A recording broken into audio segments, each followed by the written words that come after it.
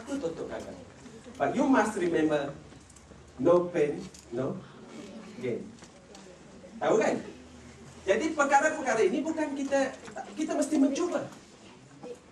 Datang jauh belajar di sini, jauh daripada mak bapak, tidur selalu bawah ketiak, sekarang ketiak seri pun tak terjaga. Jadi macam itu. Jadi sekarang ni, sekarang ni jauh lah, kan? Jauh daripada family dan sebagainya. Jadi itu adalah merupakan kadang-kadang kita takut nak berpisah. Tetapi sekarang ni kita takut untuk seperti yang kawan yang tak ada nama tadi cakap lah, duduk exam, kan? Nak duduk exam. Lepas itu, apabila kita takut gagal, sebab kita punya expectation tadi, sebab itu saya tanya, kalau you ada progress test, sebab tu saya cakap dengan pelajar saya, walaupun progress test itu hanya 10%, 10% ataupun 20%, tetapi ianya memberi impact yang besar ataupun impak yang besar kepada markah di penghujungnya, kerana untuk mendapat A kepada B dia ada markah-markah tertentu. Okey. Jadi kalau you nak goyang kaki masa final exam, you must go during the progress test. Sebab apa? Mungkin progress itu ada sebab apa? Dalam progress you dah belajar daripada progress tadi kan, soalannya mungkin akan keluar dalam final. Besar kemungkinan, ataupun setengah sistem dia yang final itu lain. Walau bagaimanapun, you dah relax. Sebab you dah score banyak dalam progress exam, progress test. Jadi tak payah risau. Tapi kalau risau, sebab itu yang menyebabkan risau rasa stres. Sebab itu, bila ada ujian, saya akan menganggap ujian itu sebagai final. Saya akan cuba sedaya upaya untuk mendapat yang terbaik. Walaupun 10 per 10 daripada 100 tu, you ada 90 lagi. Kan? Bergantung kepada sistem penilaian. Jadi jangan terlalu mengambil mudah apabila kita ada ujian walaupun 5% ataupun 10%. Sebab ia akan memberi kesan kepada grade awak, dan grade itu akan memberi kesan kepada CGPA ataupun mata nilaian grade.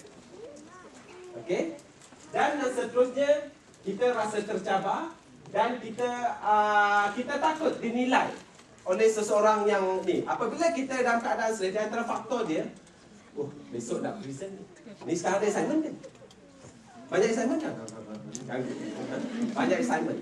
So bila ada assignment ni, rasa risau juga ni. Tak risau kan? Saya tadi risau. Betul.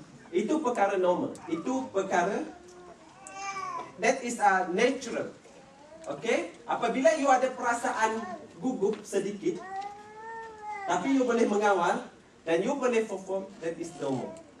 For 5 to 10 minutes, kalau you nak bercakap, itu adalah merupakan. Dan sekarang ini, you nak present dan lecturer awak di depan, profesor di depan, associate professor di depan. Nak present ni. Kan? Tapi bila nak present, tapi bila you prepare betul-betul assignment you tidak akan ada masalah. Tetapi oleh kerana rasa takut tadi, takut untuk dinilai, kan?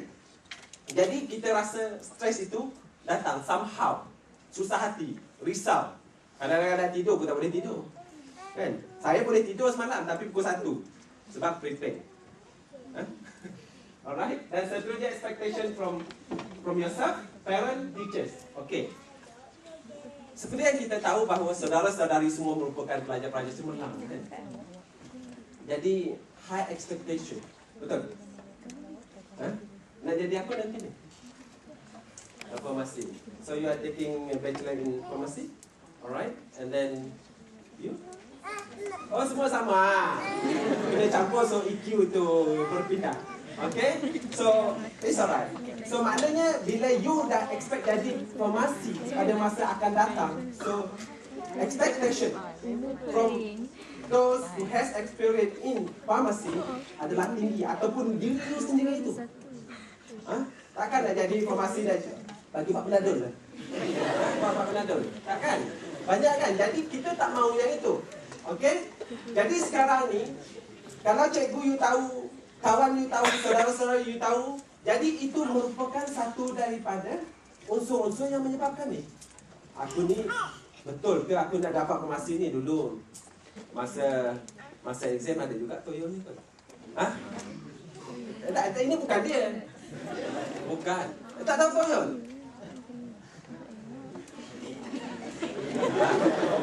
Ada tengah tahu toyol. Ha? Sebab bukan apa, maknanya di situ saya tahu toyol yang kecil tu. Abang saya masa kecil tu dipanggil toyol. Sebab dia hitam gelap kan. Ha? Masa kecil-kecil. Tapi yang toyol ni kertas kecil masuk dalam. Okey, lepas tu kawan saya cerita, lepas tu dia masuk mulut, tak ada, ditelan.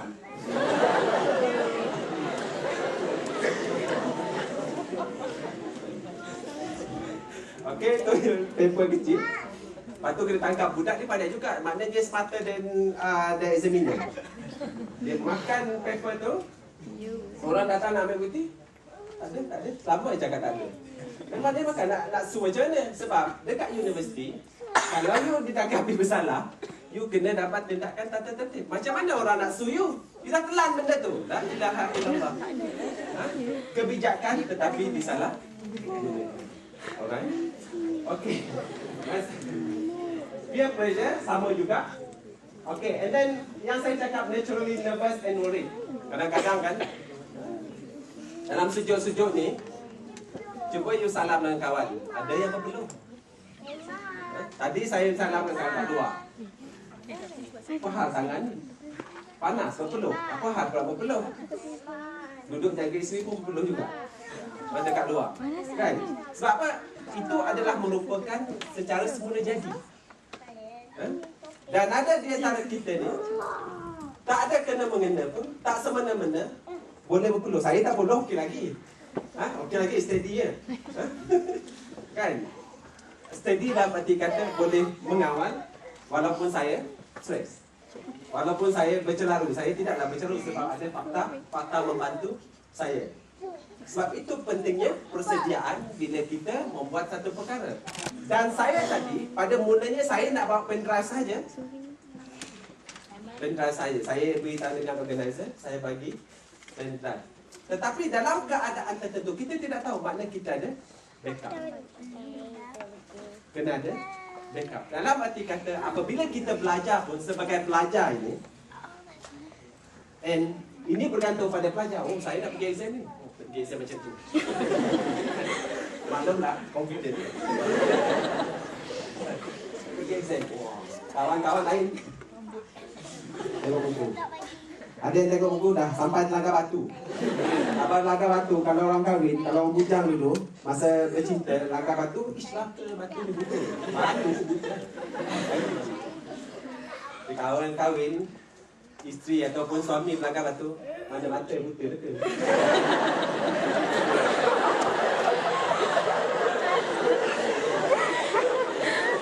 Masa sebelum kahwin, batu kayu buta. Dah beranak Pina, pelanggar sikit, mana mata buta tu. Kita, itu adalah merupakan, bukan bercakap daripada pengalaman.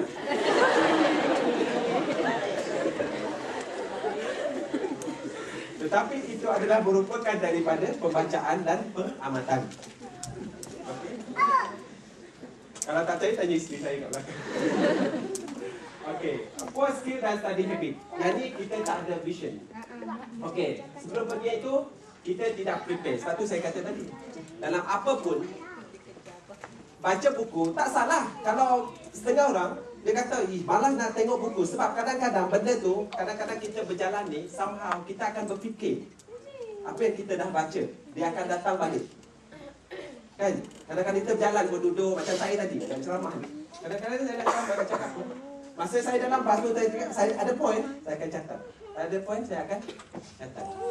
Dan bila nak pergi, macam kita, saya dulu pun, masa nak tunggu exam, 15 minit, that is a valuable time for you, it's a golden time. Masa nak exam, setengah orang dia tak kisah, sebab dia confident tu. Overconfident kan. Tapi maknanya sekarang ni, kita menggunakan masa just to reflect. Just to revise balik. Bukan nak baca thoroughly, bukan nak baca di page by page, bukan. Itu adalah merupakan key point. Yang mana akan bila kita melihat kepada key point tersebut, kita akan boleh elaborate daripada apa yang telah kita baca pada 2 minggu lepas. 2 minggu lagi exam kan?